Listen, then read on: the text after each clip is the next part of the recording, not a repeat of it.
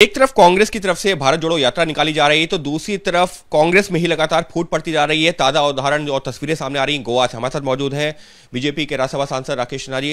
राकेश जी, पहले जो है भारत जोड़ो यात्रा तो कांग्रेस की निकाली जा रही है, राहुल गांधी अगुवाई कर रहे हैं, लेकिन दूसरी तरफ गोवा कांग्रेस के कई विधायक बीजेपी में शामिल होने की चर्चा हो रही है, खबरें सामने आ रही हैं। देखिए, अच्छा होता राहुल गांधी पहले कांग्रेस को जोड़ लेते, कांग्रेस को संभाल लेते और अपनी स्वीकृति बना लेते।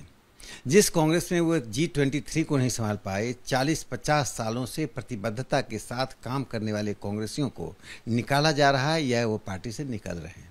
तो राहुल गांधी ये परिवार की पार्टी बनाकर देश में जो भारत जोड़ो यात्रा कर रहे हैं, उन्हें यह भी जवाब देना पड़ेगा, गोवा की पार्टी को वे एक नहीं रख पाए। जिस नेतृत्व के पास अपने ही कार्यकर्ताओं का, चुने हुए विधायकों और सांसदों का विश्वास नहीं हो, वो जनता का विश्वास हासिल नहीं कर सकता है।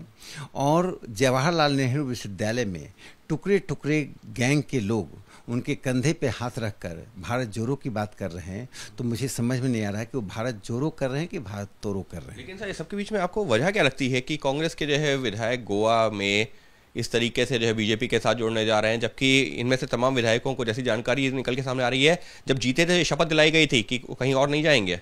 देखिए, वास्तव में कांग्रेस पार्टी के पास ना कोई विचार है, ना दृष्टि है, ना संगठन है, ना कार्यकर्ता है, सिर्फ नेता और साइन बोर्ड है।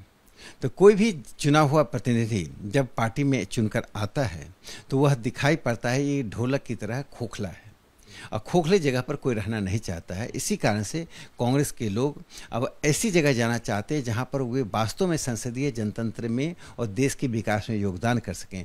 कांग्रेस नकारात्मकता से भरी पार्टी है जिसमें व्यक्तिगत प्रतिबद्धता का बहुत महत्व है, इसलिए गोवा का वह दृश्य दिखाई पड़ रहा है जो देश के अन्य भागों में भी हो रहा है।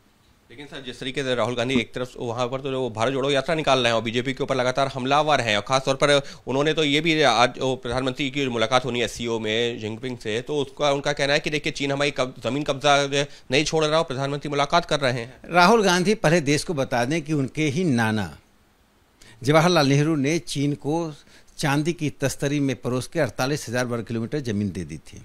कांग्रेस के किसी भी घोषणा पत्र में उस जमीन को वापस लेने की बात नहीं कही गई है। राहुल गांधी देश को कहें कि 62 में जो हुआ वो हिमालयन ब्लंडर था और उस जमीन को हम वापस लेंगे, ये घोषणा पत्र में डालें।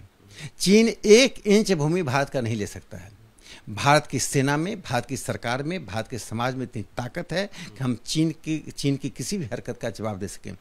जो विकास भारत चीन की सीमा पर 2014 के बाद हुई है, सड़क का हो, सुरंग का हो, हवाई अड्डों का हो, जो संरचना आधारभूत संरचनाओं का विकास हुआ, उससे चीन तिलमिला रहा है। लेकिन मुझे समझ में नहीं आ रहा कि चीन की तिलमिलाहट कांग्रेस की तिलमिलाहट क्यों बन रही है। यानी साफ तौर पर बीजेपी सांसद का ये कहना है कि कांग्रेस भारत जोड़ो यात्रा भले ही कर रही हो, लेकिन अपनी खुद की पार्टी संभाल नहीं पा रही है, और जो लगातार जो बयानबाजी हो रही है कांग्रेस की तरफ से, वो उसी की तिलमिलाहट का नतीजा है। सहयोगी कैमरा पर्सन मान के साथ अंकित गुप्ता, एबीपी न्यूज़, दिल्ली।